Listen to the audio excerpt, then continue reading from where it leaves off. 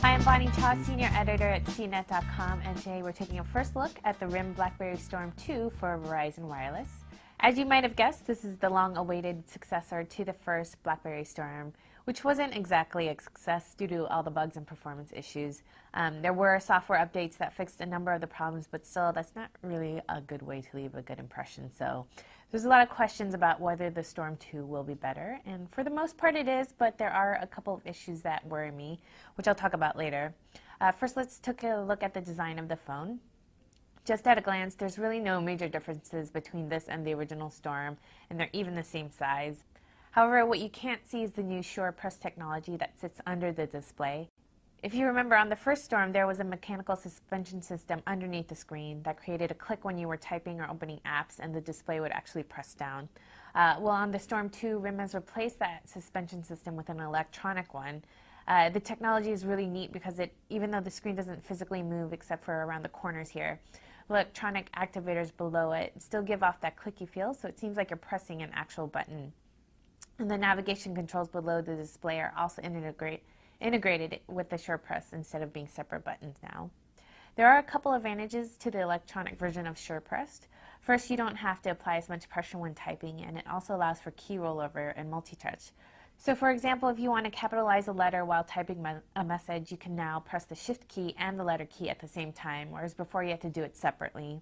There's also multi-touch support for copy-paste, so all you have to do is place one finger at the beginning of text and then place your other finger at the end of the selection, which is really convenient. I definitely like the SurePress interface better than the previous version, but it still doesn't feel as precise as some of the other touchscreen smartphones. There are numerous times when I try to select something from the list menu and I'd end up picking the item below it. And you do get a full QWERTY keyboard in both portrait and landscape mode.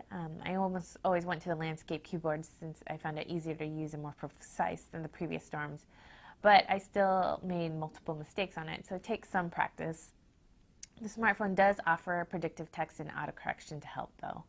The Storm 2 does add some welcome features. The most notable in my book is the built-in Wi-Fi. Verizon's always been a little stingy when it comes to offering Wi-Fi-enabled smartphones, but they're slowly changing this, and we're glad to see it on the Storm. It also works on the carrier's EVDO Rev A network, and it is a world phone and ships with a SIM card, so you can make calls and get 3G data overseas. Bluetooth and GPS are also in there. The phone also has double the memory with 256 megabytes flash memory and 2 gigabytes of onboard memory. And it's also running the updated version of the BlackBerry handheld software, which is version 5. And it brings a number of improvements to the browser, BlackBerry Maps, and other applications. As far as general performance, I'd say the Storm 2 is faster than its predecessor, but the phone did automatically reset itself on me twice. I found that it's only when I'm trying to use the Bing program, so it might be this app specifically that's causing the problems. But the phone's GPS is really slow as well. I used VZ Navigator to get route calculations, and it was just really slow, and the GPS would often time out, so I almost found it useless to use.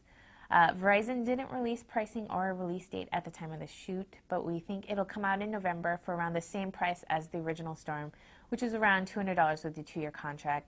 At this point, I'd say you should wait to get more information about Verizon's other upcoming smartphones, including the Samsung Omnia 2 and the Google Android devices, before making a decision on the Storm 2.